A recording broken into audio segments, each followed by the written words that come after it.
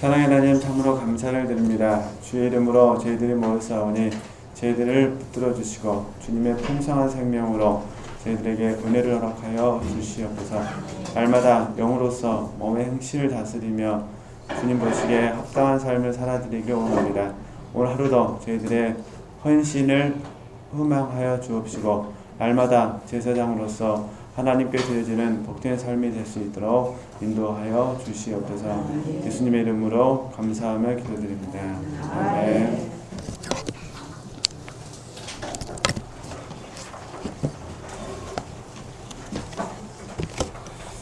네, 46쪽 보도록 하겠습니다.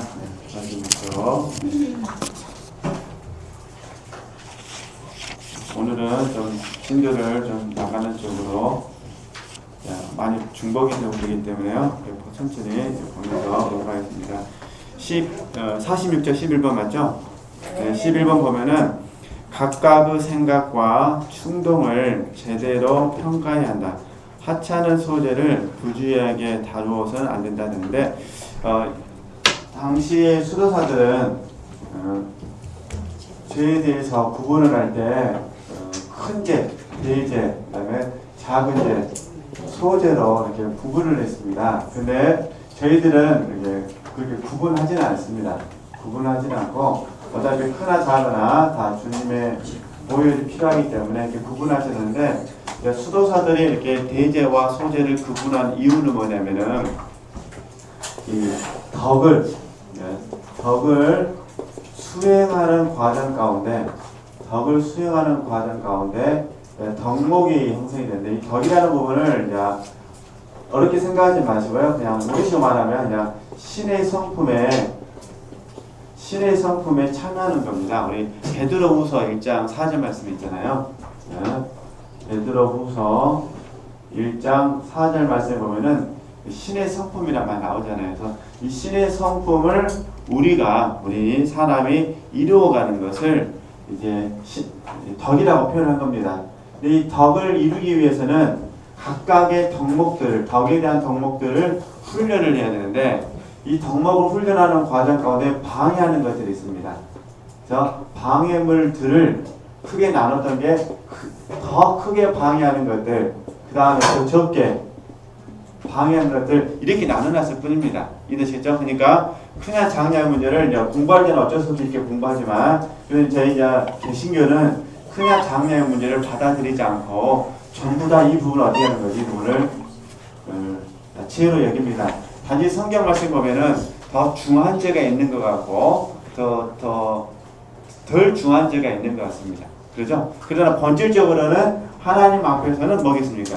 다 같은 죄라는 거. 그리고 단지 여기서는 하찮은 소재를, 그죠? 이게 큰 죄에 대해서 이제 예를 들면 이제 우리가 뭐 큰 죄 하나 골라보면 뭐 있을까요? 교만이 있겠죠, 교만. 큰 죄 같은 경우는 교만 있지 않겠습니까? 그 다음에 뭐 살인, 그렇잖아요. 그 다음에 이제 소재라 그러면은 마음속에서 약간 탐심을 품었다든가, 그죠?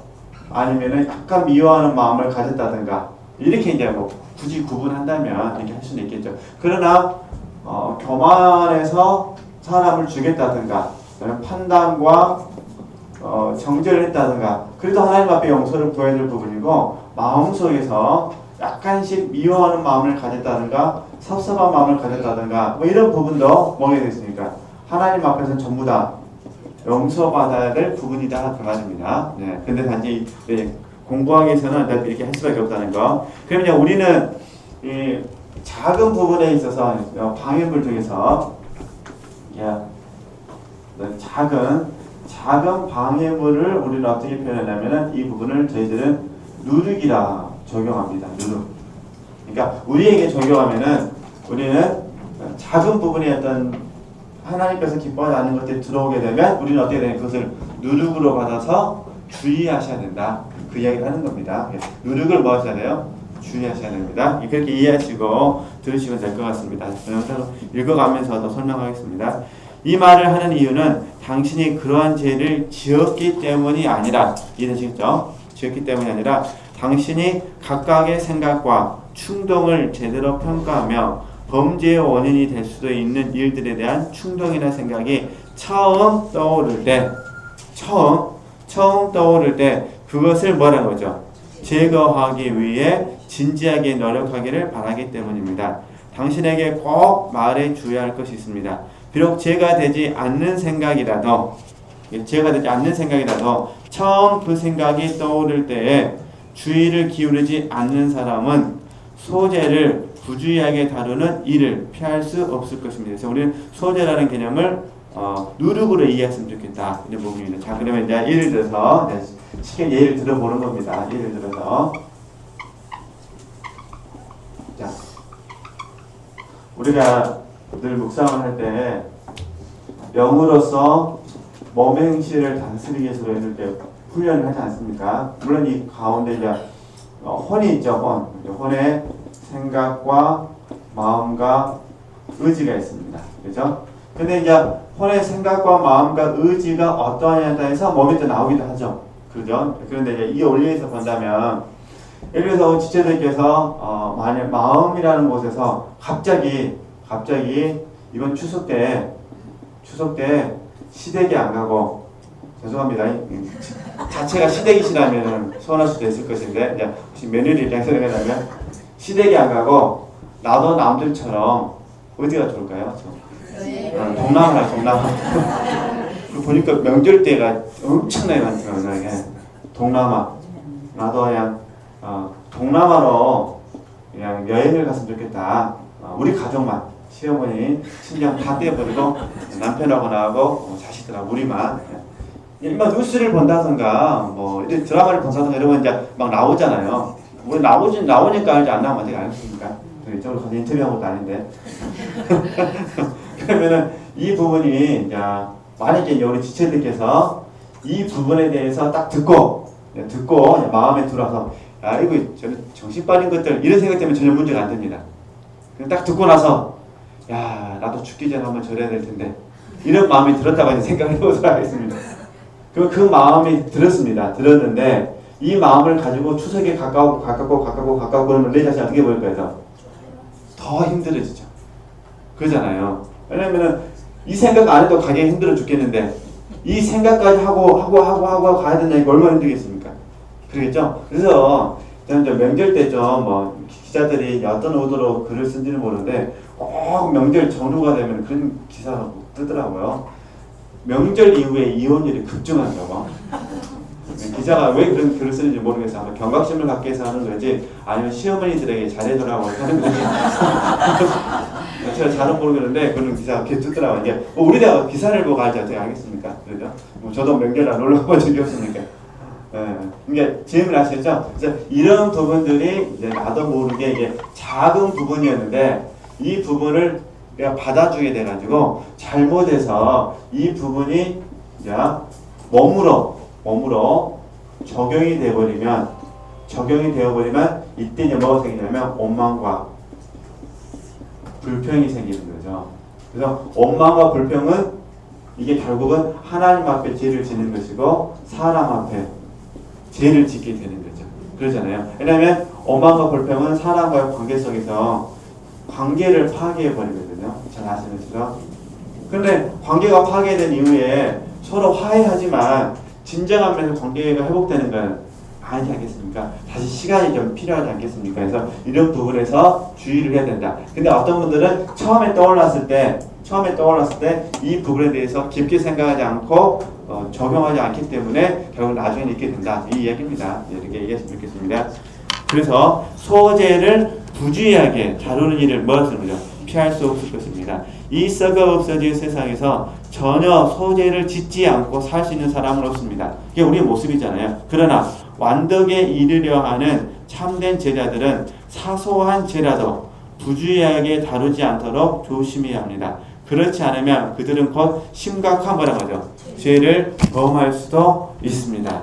우리 편에서 심각한 죄는 뭐냐면 원망과 불평입니다. 우리 편에서 봤을 때. 뭐 저희들이 이렇게 못 산다고 해서 뭐 강준행을 털 사람들도 아니고, 그죠? 남편을 죽일 사람들도 아니고, 그러지 않아요. 근데 문제는 우리는 그런 범죄는 저지르지 않지만 잘못하면 뭐 할 수도 있다는 겁니까? 잘못하면 원망이나 불평을 해서 우리가 늘 배웠던 것처럼 하나님과 관계와 인간관계를 스스로가 파괴한다는 겁니다. 잘 아시는 것처럼 인간관계가 무너지게 되면 하나님과의 관계도 닫혀지게 되어 있습니다.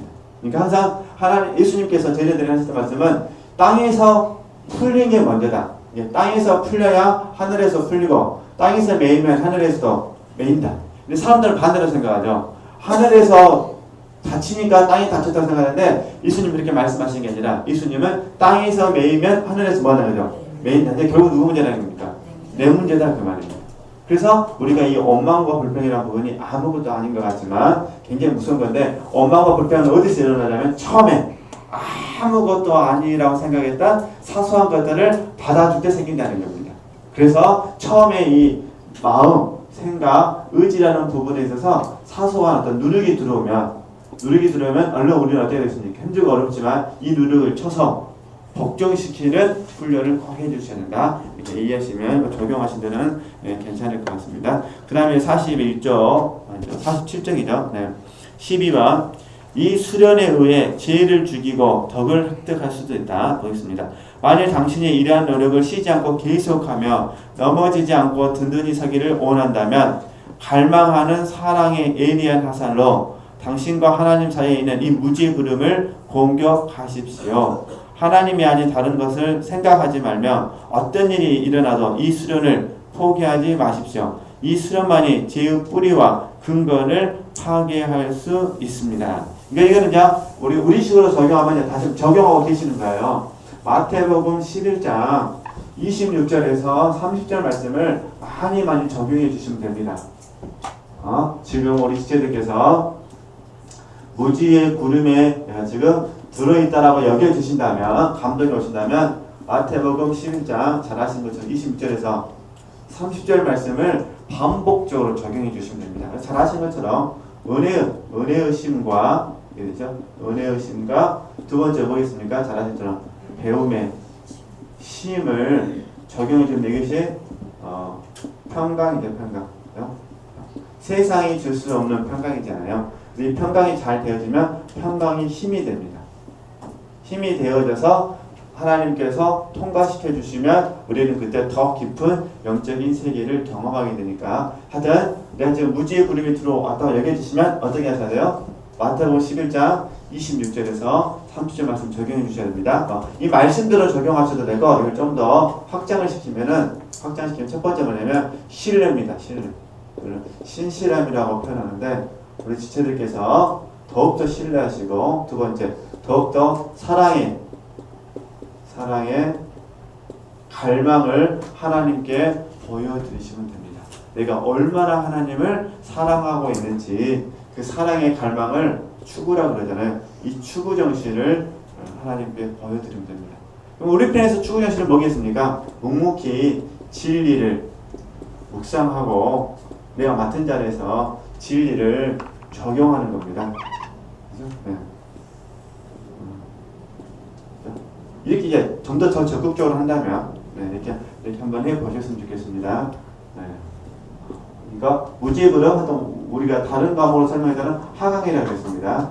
영적인 하강을 혹시 경험하고 또 느껴지신다면 철저하게 어떻게 하셔야죠? 마태복음 11장 26절에서 30절 말씀을 많이 묵상하시고 더 적극적으로 하실 분들은 계속 하나님께 신뢰를 더 보여드리는 겁니다. 그 다음에 갈망을 더 하나님께 보여드리고 진리를 묵상하고 진리를 적용해 주시면은 나중에 이 무지의 구름을 극복하게 되시게 되고 극복하게 되면 하나님이 통과시켜 주는 거죠. 이렇게 옳다 인정함을 받는다 그랬잖아요. 하나님께서 보실 때 저와 여러분을 옳다 인정함을 여겨주시면 어떻게 되냐? 저와 여러분이 영적으로 관문을 통과하게 돼서 여기에 영적 진보가 이루어지게 됩니다.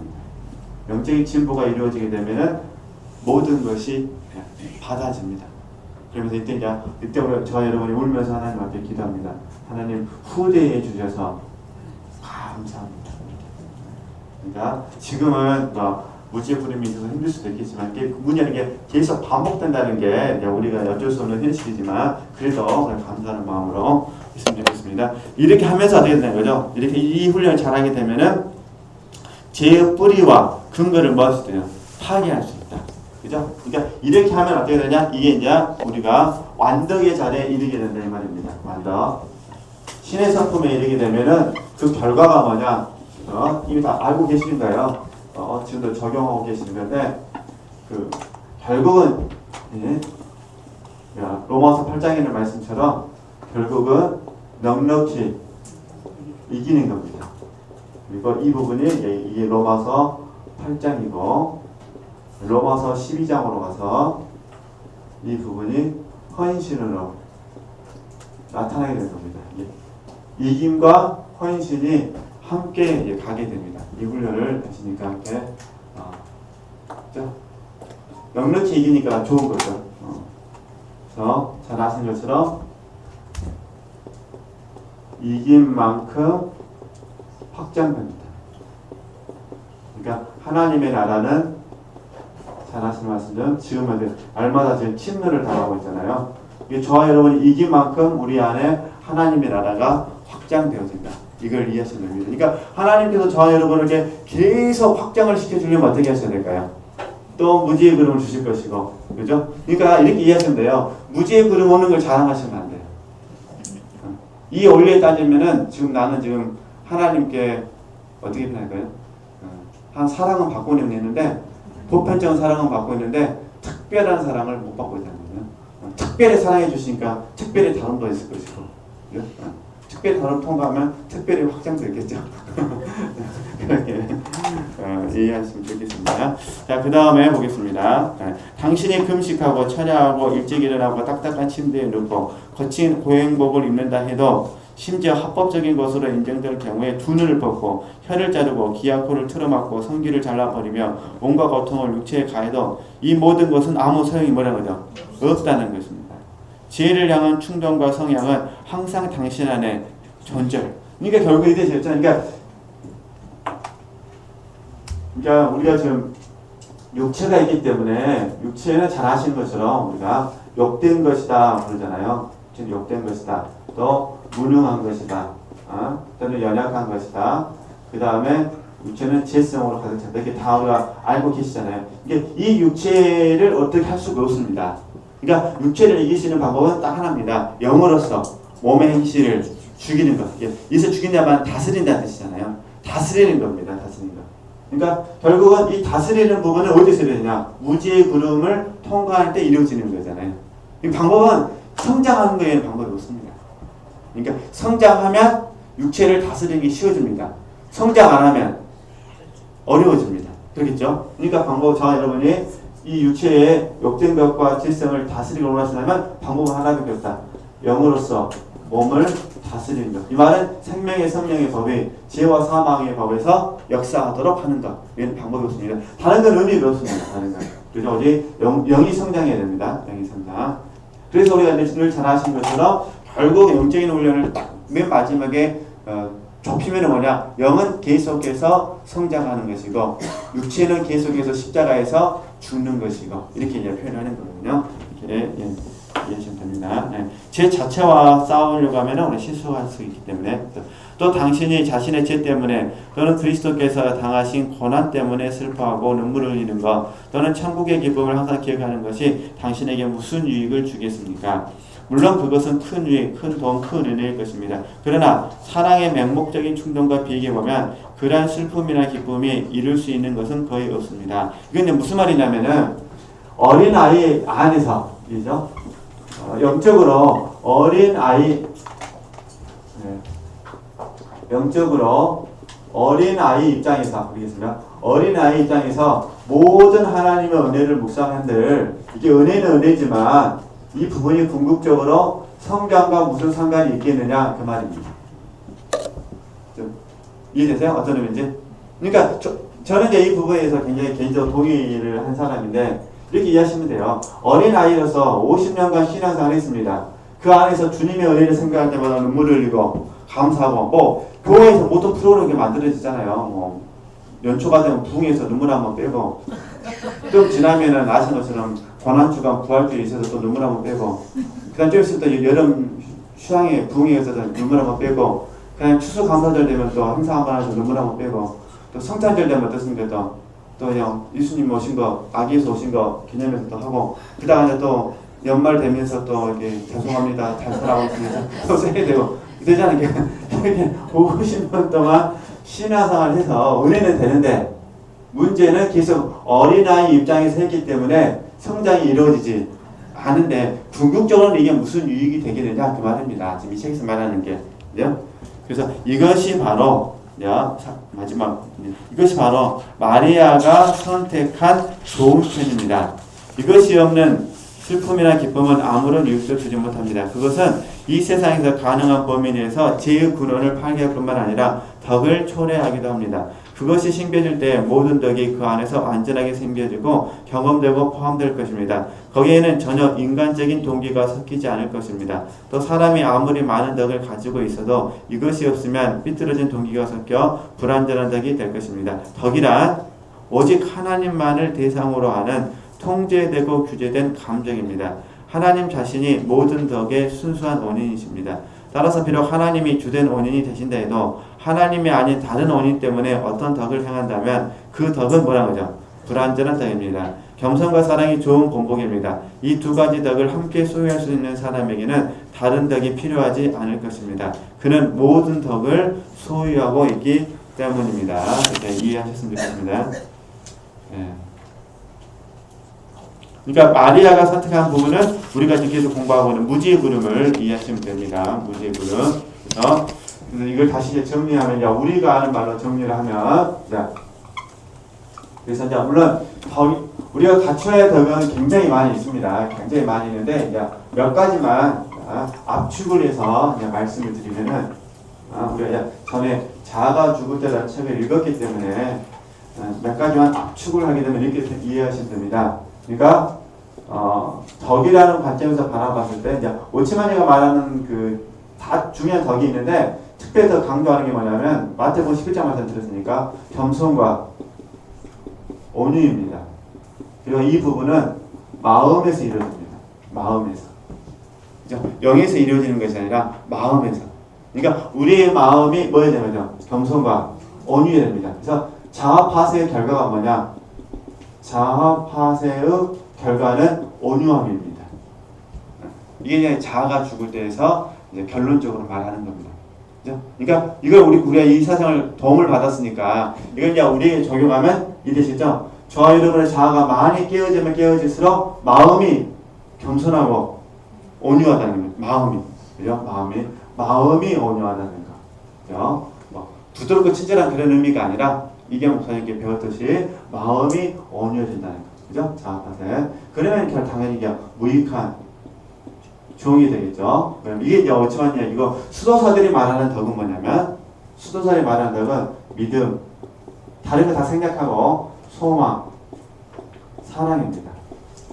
그러니까 수도사들이 평생 도달하기를 원했던 덕을 함축을 시키면은 믿음, 소망, 사랑입니다.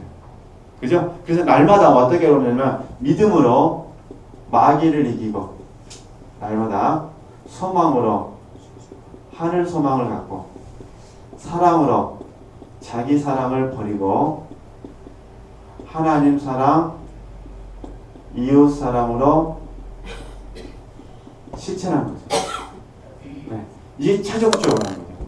그리고 마지막 이 믿음, 소망, 사랑을 덕목을 갖춘 사람을 완덕에 이른 사람을 하겠습니다. 그러니까 완덕에 이른 사람은 이 안에 은사는 있는데 은사 사역은 소멸됩니다. 왜냐하면 믿음, 소망, 사랑으로 모아지기 때문에. 이해되시죠? 이게 은사는 나타나요. 그러나 뭐는 소멸된다고요? 은사, 사역은 소멸돼요. 그러니까 우리 지체들께서 지금 제가 주 케이스를 말씀드렸는데, 이 케이스를대로 계속해서 영적인 성장, 무지의 부름이라는 관점에서 훈련을 계속 하시게 되면 우리 지체들도 지금 이 과정 속에 들어가겠습니다. 그래서 초창기에 막 은사가 나타나셨던 분들은 지금 거의 은사가 나타나지 않으실 것입니다. 근데 실제로는 나타나지 않는 것이 아니라 지식의 말씀 은사와 지혜의 말씀 은사로 모아져 버립니다. 왜냐하면 말씀 사역으로 가야 되기 때문에. 이해되세요? 다른 사역은, 그러니까 은사는 하나님 필요하면 주시는 거예요. 그러나 실질적으로 옛날만큼 막 그렇게 없다는 겁니다. 막 찌릿찌릿한 그런 없습니다. 이게 이해되시죠? 막 벌떡벌떡 일어나는 것도 없고, 그래서 없다는 게 없다는 것이 아니라 하나님은 얼마든지 역사할 수 있으시니까. 이해되시겠죠? 이렇게. 그래서 막 기도회를 참석하실 때 막 은사적으로 기도를 하려고 하는데 우리 교회에서는 이렇게 안 통합니다. 그게 문제는 막 악쓴다 해서 될 문제가 아니더라고요. 오직 생명의 통로가 되어서 그래야 회중들의 마음을 확 불사르게 하지. 저도 잘 몰라요. 저는 은사사역을 저는 해보질 않았으니까. 근데 제가 아는 분이 은사사역을 하고 있는데 그 이야기를 하더라고요. 전 동의는 안 되는데 그런 얘기를 하더라고요. 기도하다 보면 확 불을 질러버릴 때 하대요. 이때 확 해야 된다 그러는데 그거는 겉으로는 될지는 모르죠. 그렇게 한다고 해서 영혼이 변화된다면 뭐라 주님이 십자가에 돌아가시고 성령께서 오셔야 되겠습니까? 그러잖아요. 그거는 이제 그 순간에 그 사람들에게는 도움이 되겠지만 이게 오해하시면 안 됩니다. 이게 은사는 있다겠습니다. 그러나 문제는 그 사역에 맛을 들이면 절대 그 사역자는 그 이상의 사역을 하지를 못합니다. 그 이상의 사역을 하려면은 은사 사역을 내려놔야 됩니다. 그죠? 은사 사역을 포기해야 하나님께서 이상을 받으셔서 사용하듯이 은사를 받으셔가지고 하나님의 은사를 사용합니다. 그렇지 않으면 내가 지금은 불 지를 때다 생각하고 확 불을 지르게 됩니다. 근데 두 가지 방향은 나옵니다. 은혜 받은 사람과 은혜 못 받은 사람 확실히 나눠집니다. 지금 은혜 안 받아 죽겠는데 불 질러보면 열 바꿨은가 아마 그렇습니다. 지금 그나도 좀 자존심이 아닌데 지금 그냥 생각을 해보세요. 그냥 끝내고 집에 가야 되는데 갑자기 하나님이 주신 감동도 아니고 본인이 보기에 불 지를 때라 해고 30분 더 기도 연장해버리면 열 받을까요 안 받을까요? 받죠. 심지어 설교를 해도 열 받는데 지금 약속 없었던 은혜가 되는데 지금 가스불에다 지금 올려놨는데 지금 그러잖아요. 이게 그래서 이제 하나님 어떻게 하시냐면은 규모 있게 하시고 질서 있게 하시고 그래서 저희들에게 시간을 가능하면 지키도록 시간을 이렇게 안배할 수 있도록 초대교육도 한 거예요. 막 무대포로 막 성령의 지도원들에서 무대포로 한 것이 아니라 시간은 정해져 있습니다. 뭐 1시간이면 1시간, 2시간, 2시간. 물론 거기에 따라서 전후로 짧게 하거나 약간 길어질 수는 있겠죠. 그러나 그 부분에 너무 이렇게 지나쳐서는 안 되기 때문에 이런 부분들을 오해하지 마시라고 그냥 나온 김에 제가 다 말씀드린 겁니다. 어쨌든 지체들이 자아가 죽을 때가 은혜가 받으셨으면 자아파사의 결과는 뭐가 나타나셔야 돼요? 온유하셔야 돼요. 온유. 그래서 오치만이가 말할 때 온유의 특징 중에 하나는 뭐냐면 다른 사람이 나와 함께 있을 때 영적 평강을 얻는다. 육체가 즐거운 게 아닙니다. 오해하시면 안 됩니다. 다른 사람이 나와 함께 있을 때 뭘 얻어요? 영적 평강을 얻는다. 하나로 예를 들면 그렇게 이해했으면 좋겠습니다. 믿음스러운 사람은 앞으로 계속해서 공부하실 부분이니까 다시 이렇게 하기로 하고요. 그런 이 책에서는 이제 뭘 얘기했냐면은 겸손과 뭐 했습니까? 사랑. 그죠? 겸손과 사랑. 그 다음에 49쪽에 가서요. 13번 보겠습니다. 겸손의 본질. 그래서 수도사들은 또 겸손을 또 두 가지로 나눴어요. 완전한 겸손과 불완전한 겸손. 내용 읽어보면 아무것도 아닙니다. 한번 읽어보겠습니다. 먼저 겸손이라는 덕을 아까 전에 겸손과 사랑 얘기했으니까 비록 하나님이 그 주된 원천이라고 해도 주된 원천과 섞여 있는 다른 원천에서부터 흘러나오는 겸손은 뭐라는 거죠? 불완전하다. 그러면 이제 감을 잡으셨을 거예요. 이게 뭐든지 다 그래요. 지금 우리가 반복적으로 공부하는 부분인데 그래서 지금 이미 저번에 포럼 시간에도 다 배우셨던 부분이지만은 이제 지금부터 중요한 게 뭐냐면 출처를 분별하는 훈련입니다. 출처. 그래서 이 출처가 하나님에게서 나왔는지 마귀에게 나왔는지 아니면 혼에서 나왔는지 이걸 보는 겁니다. 그럼 혼에서 나왔다는 무슨 말이냐면은 교육을 통해서 나온 겁니다. 교육. 하나님에서 나왔다는 것은 아시죠? 성령의 빛비침을 통해서 나온 겁니다. 그러니까 겸손도 두 가지라는 겁니다. 성령의 빛비침을 통해서 나온 것이 있고 그 다음에 교육을 통해서 나온 게 있다 그 말입니다. 근데 마귀는 물론 겸손한 척하면은 할 수는 있겠지만 그러나 이제 아직 안 나오니까 교육을 통해서 나온 겸손은 혼이죠. 혼에서 나온 겸손은 불완전하고 하나님으로부터 나오는 겸손은 완전하다. 이제 그 이야기를 하는 겁니다. 한번 보겠습니다. 네. 이 문제를 제대로 이해하려면 먼저 겸손의 본질을 알아야 합니다. 그래야 겸손의 원인이 되는 정신을 보다 분명히 이해할 수 있을 것입니다. 겸손이란 사람이 자신의 참 모습을 제대로 의식하고 이해하는 것입니다. 그러니까 겸손은 결국 뭐냐면 나를 바르게 아는 겁니다. 우리 훈련을 용어로 바꾸면은 겸손은 나를 바르게 아는 것이다. 그래서 우리 훈련원에서는 나를 바르게 알기 위해서는 어떻게 되느냐? 하나님을 알아야 된다. 그러잖아요. 그러니까 하나님을 알 때 나를 바르게 알게 되고 그래서 겸손하게 된다. 이게 우리 훈련원의 용어인데 보겠습니다. 자신의 참 모습을 제대로 파악하고 이해하는 사람은 겸손할 것입니다. 우리를 겸손하게 하는 원인은 두 가지가 있는데 하나는 죄 때문에 겸손해진다는 거예요. 죄. 네. 자신이 비참하고 더럽고 연약해서 깨닫는 것입니다. 이게 자신의 실상을 죄인임을 알 때, 그죠? 겸손해지겠죠? 아무리 거룩한 사람이라도 이 세상에 사는 동안은 항상 이것을 알고 있어야 합니다. 또 하나의 원인은 뭐냐면 하나님의 지극히 풍성한 사랑과 탁월하심입니다. 그러니까 이게 성령의 빛비침 가운데서 하나님을 발견할 때, 그것을 바라볼 때 자연은 두려워 떨며 지식 있는 사람은 바보가 되며 성도들과 천사들은 장님이 됩니다. 지혜로운 하나님께서 관상과 은혜로 주어진 본성적인 능력 사이에 균형을 이루게 해주시지 않으시다면 그들에게 어떤 일이 일어날지 모릅니다. 겸손하게 해주는 이 두 번째 원인, 하나님께로부터 오는 거, 이 부분은 뭐라고 해요? 영원히 지속될 것이기 때문입니다. 첫 번째 원인은 불완전합니다. 그것은 이 세상이 끝날 때 사라질 것이며, 그죠? 하나님이 아닌 어떤 부분이니까. 또 하나님께서 허락하시기만 하면 소원을 증가시켜주는 풍성한 은혜를 통해서 이 썩을 육신 안에 살고 있는 영혼이 갑자기 자신의 존재에 대한 모든 의식과 경험을 상실하거나 망각하며 자신의 거룩함이나 비참함을 전혀 생각하지 않을 수도 있기 때문입니다. 그러한 망각이나 상실의 경험이 얼마나 자주 일어나는지 모르지만 그러한 경험이 아주 잠시 지속된다고 생각합니다. 그 경험을 하는 동안 영혼은 철저히 뭐라는 거죠? 겸손해집니다. 왜냐하면 영혼은 주된 원인이 되시는 하나님 외에 다른 것은 알지도 못하고 경험하지도 못하기 때문입니다. 그러나 영혼이 주된 원인인 하나님 외에 다른 것을 경험하고 알게 될 때마다 겸손은 뭐하는 거죠? 불완전하게 됩니다. 그렇지만 불완전한 겸손도 선한 것이며 우리는 항상 그것을 가지고 있어야 합니다. 하나님은 겸손은 달리 이해하는 것은 뭐라는 거죠? 금하십니다. 하여튼 이 부분을 좀 이해하시면 되실 것 같습니다. 네.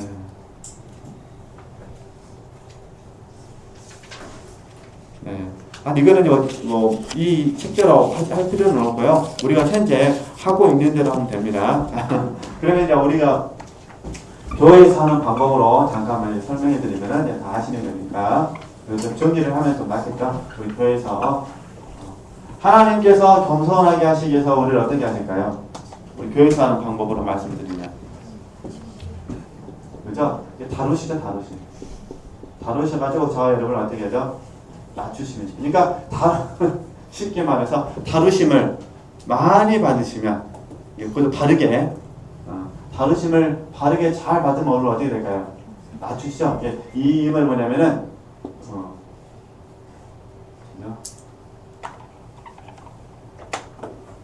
우리의 영적 위치를 알게 되는 거죠. 쉽게 말해서 내가 저는 꺼버려도 될 것 같습니다. 내가 누구인지를 아는 겁니다. 내가 누구인지를 쉽게 말하면 그죠?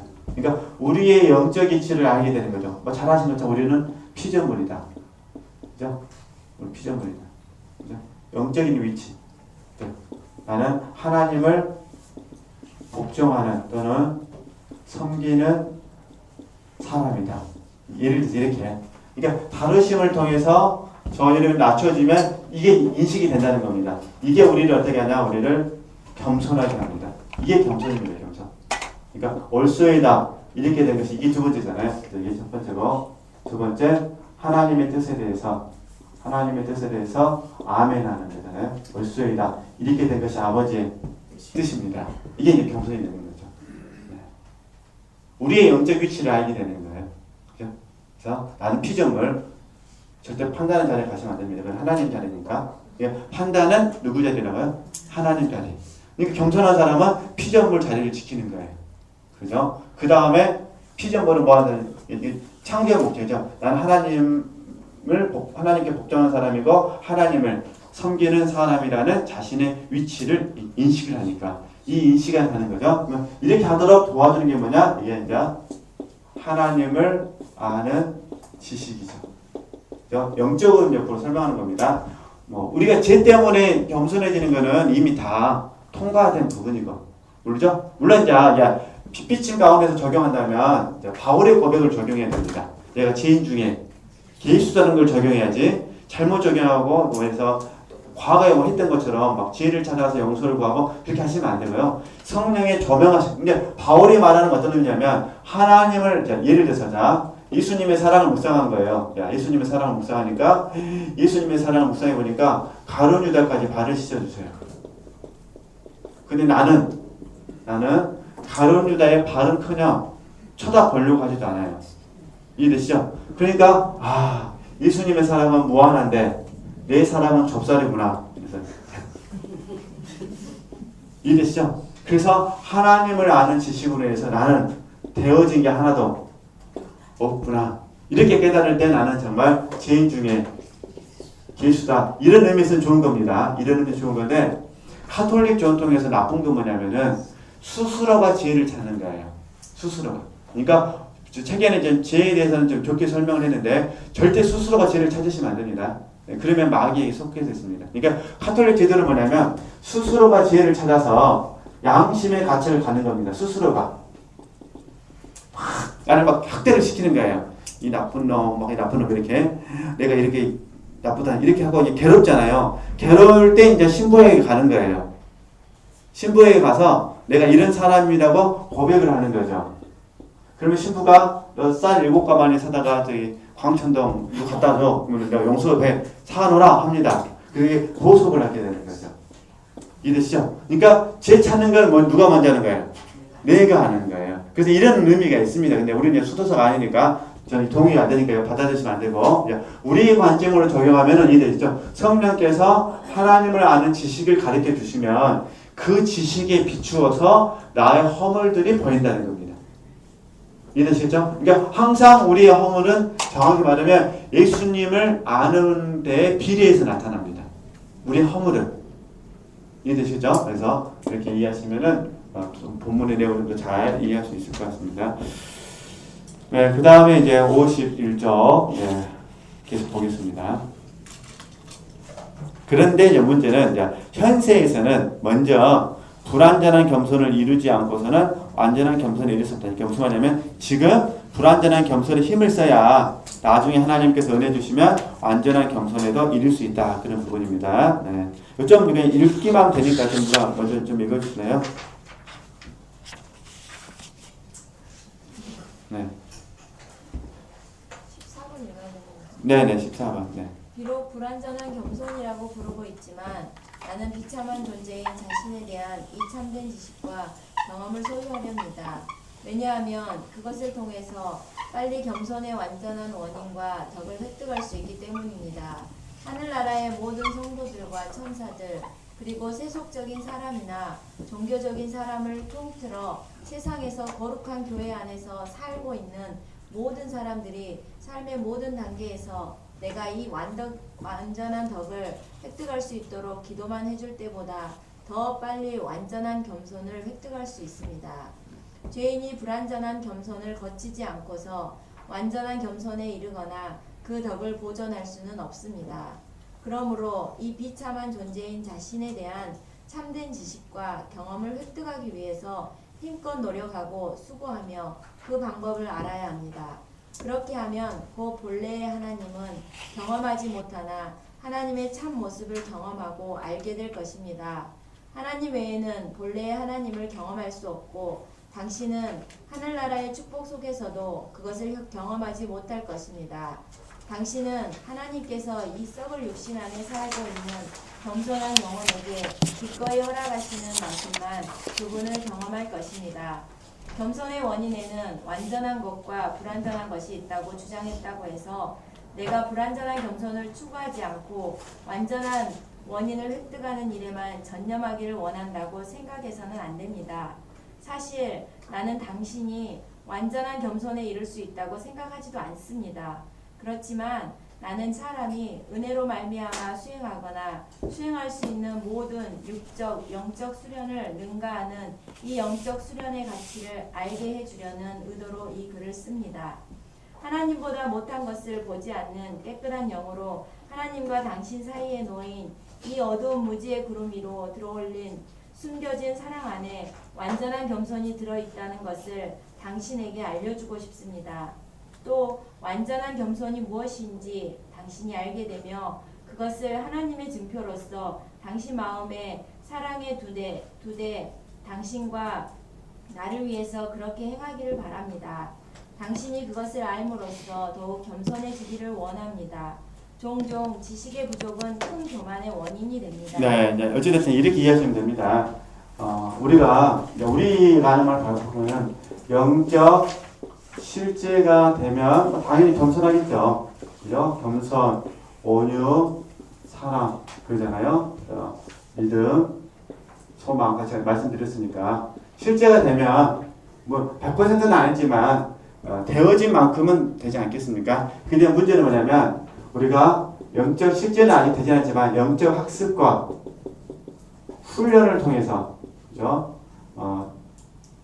원래 뭐 실제는 또 연단의 결과니까 하나님의 영역이니까 제껴놓고요. 학습과 훈련을 통해서 우리는 겸손해질 수 있다 그 말입니다. 그러나 영적 연단되어진 겸손에 비해서는 불완전하죠. 이런 의미다 그 말입니다. 근데 학습도 안 하고 훈련도 안 하면서 실제성에서 겸손하려고 하면 그거는 현실적으로 말이 잘 안 된다. 이제 그 얘기를 하는 거죠. 이렇게 여러 가지로 굉장히 복잡한 말 써놨는데 우리는 그냥 간단하게 이해하셨으면 좋겠습니다. 지금 우리 대학원 과정에서 어두운 밤을 공부를 하고 있는데 그 어두운 밤 과정에서도 마찬가지입니다. 학습과 훈련을 통해서 어떻게 겸손해지냐? 하나님이 교만한 사람을 그냥 어두운 밤을 집어 넣어버리십니다. 이해되시죠? 어두운 밤을 통과하면 겸손한 것이고 어두운 밤 통과 못하면 계속해서 교만하게 있는 겁니다. 그러니까 죽을 때까지 뭐예요? 그냥 어두운 밤 속에 있는 겁니다. 그게 다루심인데. 그러니까 이제 이 책대로 하면 이게 불완전한 거죠. 근데 우리는 이걸 이제 불완전하다 완전하다 말 하진 않으니까 이게 이해하시면 되실 것 같습니다. 그래서 그 다음 말씀 보면은 종종 지식의 부족은 뭐라는 거죠? 큰 교만의 원인이 된다. 이게 어떤 의미냐면은 겸손이 무엇인지 모르기 때문에 이해되시겠죠? 겸손이 무엇인지 모르기 때문에 스스로는 교만하게 행동하면서 이해되시죠? 그 교만을 뭐라고 생각한다는 거죠? 겸손이라 생각한다는 말입니다. 그러니까 모르면 잘못하면은 교만해질 가능성이 엄청나게 많습니다. 그죠? 똑같습니다. 자녀들이 부모에게 모든 말을 할 수 있습니다. 입이 있으니까. 그죠? 그러나 여기에 A를 안다면 자녀는 부모에게 모든 말을 하는 것이 아니라 해야 될 말과 해서는 안 될 말을 구분해서 합니다. 그러나 A가 없으면 어떻게 될까요? A가 없으면 해야 될 말과 해서는 안 될 말을 통틀어서 다 해버립니다. 무슨 말 하는지도 자기도 모릅니다. 왜냐면 A라는 지식이 없으니까 그 지식이 자녀에게 무엇이 틀렸는지를 구분해주지 못하니까 그때 어른들 뭐라 하냐면 저런 교만한 놈 이렇게 말합니다. 근데 자녀는 절대 자기가 교만하다고 생각하지 않습니다. 내가 정정당당하게 내 주장을 부모님에게 다 말을 해가면 설득한 거지 절대로 지금 교만한 게 아니다고 하는데 그 말을 듣는 부모님 입장에서 뭐합니까? 억장이 무너지면서 교만하다고 하면서 잘못 키웠다고 말합니다. 얘들은 절대 잘못 컸다고 생각 안 합니다. 얘들은 정상적으로 큰 거고 부모가 봤을 때 네, 이렇게 이해하시면은 좀 더 도움이 되실 것 같아요. 그래서 참 이 부분은 뭐 이렇게 작가가 자기 나름대로 써는 글이니까 네, 우리 식으로 이해하면 이해되시겠죠? 어쨌든 다 정리를 합니다. 끝내야 되니까 저와 여러분은 연단 이후의 실제성 속에서 겸손, 온유, 사랑, 믿음, 소망이라는 덕을 가져야 된다. 이게 완전한 겸손이다 그런 의미고요. 그런데 이 완전한 겸손을 받기 위해서는 학습과 훈련이라는 겸손을 우리가 배워야 된다. 그런 게 이런 부분을 불완전하다고 말할 수 있다. 그렇다고 해서 불완전한 학습 훈련이 학습과 훈련을 절대 부정해서는 안 된다는 겁니다. 학습과 훈련이 없으면 우리가 잘못하면 뭐가 될 수 있으니까요? 더 교만해질 수 있으니까. 그러니까 학습, 훈련, 연단, 실제. 학습, 훈련, 연단, 실제. 이렇게 우리가 계속해서 훈련을 해야 됩니다. 그죠? 저도 마찬가지고. 그래서 제가 가면 가서 느낀 게 그거예요. 멘토가 봐보세요. 학습, 훈련, 연단, 실제 된 만큼 멘티를 양육할 수 있는 겁니다. 그랬죠? 모든 원리가 그래요. 의사도 마찬가지잖아요. 의사 교수가 계속해서 우수를 발전을 해야 기술을 개발을 해서 뭔가를 발표를 해야 밑에 있는 사람들 같이 말하죠. 따라가는 겁니다. 근데 교수님 실력이 60년대 실력이에요. 그럼 그 밑에 있는 제자들도 몇 년째일까요? 60년대 됐죠. 더 쉽게 예만 하나 더 마치도록 하겠습니다. 저희 한국에 초창기에 오신 선교사님들이 대부분 다는 아닌데 상당수 의사였습니다. 그분들이 우리 한국에서 오셔가지고 30년 정도 가까이 우수 활동을 하고 나서 미국으로 돌아갔습니다. 거기 가서 의사 활동을 할 수가 없었습니다. 왜냐하면 30년 동안 의학계가 엄청나게 발달, 기계를 구경 못한 기계가 있는 겁니다. 한국에는 어떤 기계가? 그래가지고 그분들이 어떠냐, 의사 생활을 접고 마켓에서 일한다든가 일반 할 수 있는 게 아무것도 없게 된 겁니다. 이게 마치 그와 똑같다는 거죠. 그죠? 그러니까 방법은 이제 서로 사는 거에는 방법 하나밖에 없습니다. 멘토는 계속 성장하고 멘티가 계속 쫓아가고 그래야 삽니다. 근데 둘 다 멈춰버리면 둘 다 죽고 한쪽 멈추고 한쪽 달려가도 다 죽습니다. 그죠? 멘토가 멈추고 멘티가 쫓아가면 이제 반란이 일어나는 거죠. 그죠? 또 멘토는 혼자 막 달려가고 있는데 멘티는 안 따라가면 뭐가 됐습니까? 하다 뒤돌아보니까 아무도 없네. 그래서 저와 여러분이 함께 열심히 훈련했으면 좋겠다. 나머지는 다음 주에 좀 더 이어서